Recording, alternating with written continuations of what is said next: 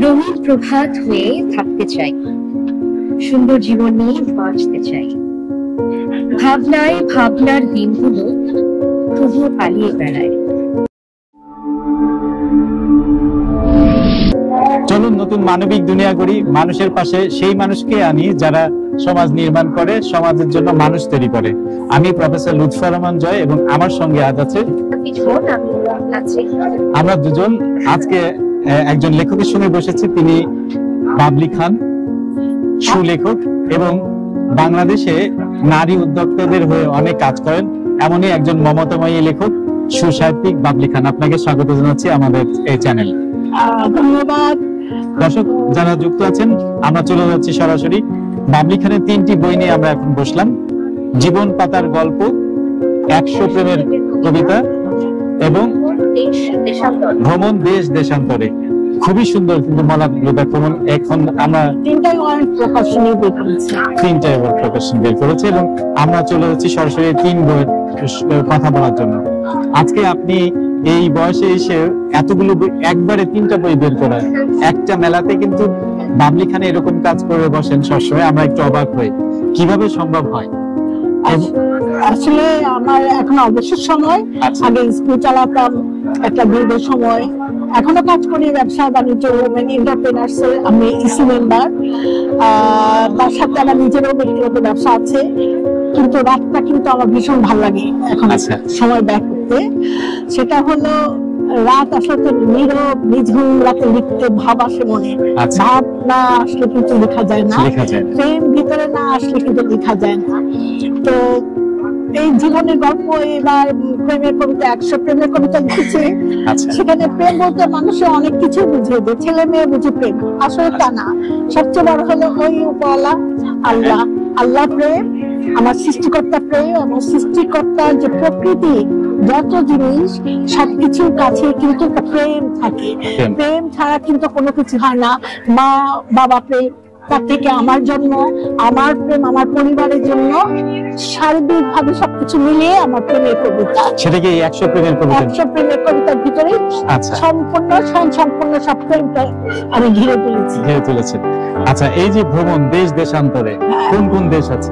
আমি ইউরোপ ভ্রমণ করেছি, যেটা আমার জীবনের শ্রেষ্ঠ ভ্রমণ। আমরা 3 বান্ধবী গিয়েছিলাম আমার নিজস্ব ইনকামে। আমার যে স্কুল ছিল, এখন আমি ফ্রি স্কুল করছি নারীদের জন্য। নারীরা যাতে একটা বিশ্ববিদ্যালয় হয়, সেখান থেকে যেন তৈরি হয় মানুষ। শিক্ষাই জীবনের কিন্তু মেরুদণ্ড।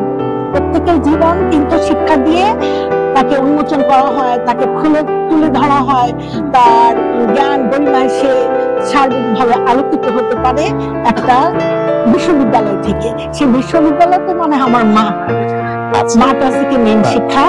আমি সে ভ্রমণ করেছি। আমার স্কুল খুশিবালি মেমোরিয়াল স্কুল ছিল, সেই স্কুলে রোজগার থেকে কিন্তু আমি ভ্রমণ করেছি আমার নিজস্ব আয়ে।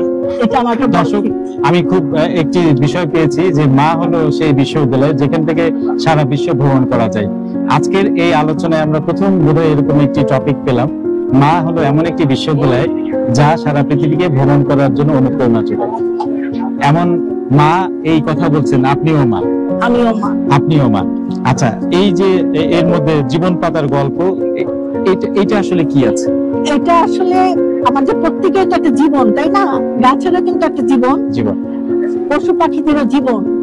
তো এক এক ভঙ্গিতে আমরা তো পশু পাখিদের জীবনের কথা লিখতে পারি গল্প, কিন্তু সেটা না। আমি এখানে যেটা লিখেছি, আমাদের প্রত্যেকের জীবনে কি কি ঘটে যাওয়া গল্পগুলি, ঘটনাগুলি কিভাবে উঠে আসে, সেই ঘটনার প্রবাহেরই একটা ছক এখানে অল্প কথা আমি লিখেছি, যেটা আমার একটা জীবনের পাতা। গাছ হলো একটা জীবন, গাছের শিকড় হলো তাকে ধরে রাখে, সেই গাছ থেকে ফুল ফল কাঠ সবকিছু হয়। সেরকমই একটা জীবন হলো একটা গাছ। গাছের সাথে বৃক্ষের সাথে আমি আমার জীবনকে তুলনা করি।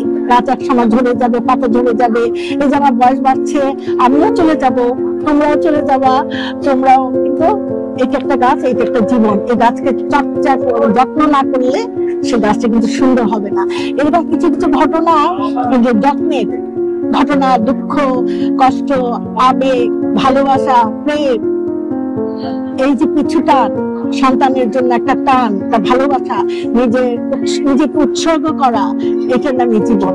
উৎসর্গ না করলে কোনো কিছুতে সুখ আসে না। বাহ, খুব চমৎকার। এবং এই গাছ লতা পাতা, তার সঙ্গে বই যদি সেই পাতার গল্প হয়, তখন এই বইটি জীবন পাতার গল্প। একদম জীবন পাতা। কাগজ কলমে আমাদের জীবন এভাবে গ্রন্থিত হয়, সেই গ্রন্থনা জীবনই কিন্তু একসময় অন্যদেরকে অনুপ্রেরণা যোগায়, পথ দেখায়।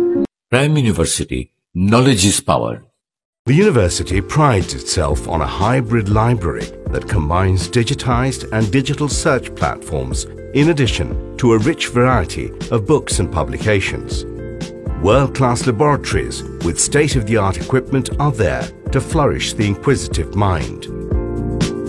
From the time they go through a well-ordered admission process, career counseling and job placement department plays a supportive role for the students. Your dreams are realized as radiant success.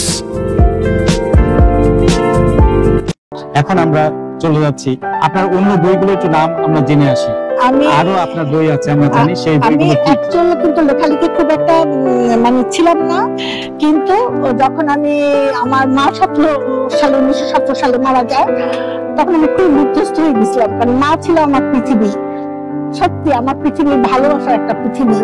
মা যখন ক্যান্সারে চলে গেলেন, তখন থেকে আমার কলম আমি ধরেছি, ওনাকে নিয়ে লেখা শুরু করেছি। লিখতে লিখতে আমার এই পথ চলা, এই 17 সাল থেকে।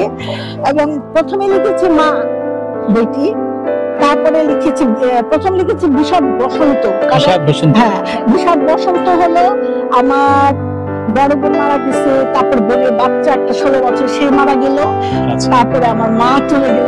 জীবনের সঙ্গে সঙ্গে আপনার লেখা আছে বিষাদ, তারপরে বইগুলো, তারপরে আসছে মাকে নিয়ে একটা কবিতার বই। আচ্ছা, যে আমার জীবনের চার ধারে আমার মা যে লতার মতো দৌড়িয়েছিল, এবং ওনার উৎসাহে, ওনার সাহসে আমি জীবনটাকে যেভাবে করে মানে দাঁড়িয়েছি, আমি যে আমার পায়ের নিচে শক্ত মাটি আমি পেয়েছি, যে ওনার কথায়। ওই বইটার নাম কি? ওটা আমার মা। আমার মা। তারপরে অন্য বই? তারপরে হলো বিষণ্ণ পৃথিবী। কোভিড আমাকে অনেক কিছু দিয়ে গেছে, অনেকেই মারা গেছে, আমি বেঁচে গেছি, আমার পরিবারের সবাই মারা গেছে, কিন্তু আমার একটা বোন মারা গেছে। এরপরে আমি কবিতার বিষাদ বসন্ত, এই যে 2টা বছর গেছে, কিভাবে করে লিখতে গেলে তো বিশাল বড়। যখনই আমি সময় পাই তখনই একটা কবিতা লিখতাম, এই বিষাদ বসন্ত। বিষণ্ণ পৃথিবী, হ্যাঁ, বিষণ্ণ পৃথিবী, পৃথিবীতে তো বিষণ্ণ ছিল সারা পৃথিবী। আচ্ছা, এরপরে হলো নারী সাফল্য গাথা।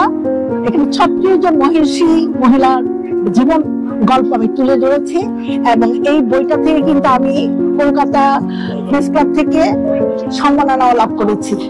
এবং আমার এই যে বইগুলি, ভ্রমণ কাহিনী আমার 2 খণ্ড, এই বইগুলি থেকে আমি জানি না, আমি কখনো কাউকে কিছু বলিনি, কিন্তু পরে পরে সবাই আমাকে সম্মাননা দিয়েছে, যার উৎসাহে শুধু আমি এগিয়ে যাচ্ছি সামনের দিকে। হ্যাঁ, আমার আর কিছু আর তাকাতে হচ্ছে না।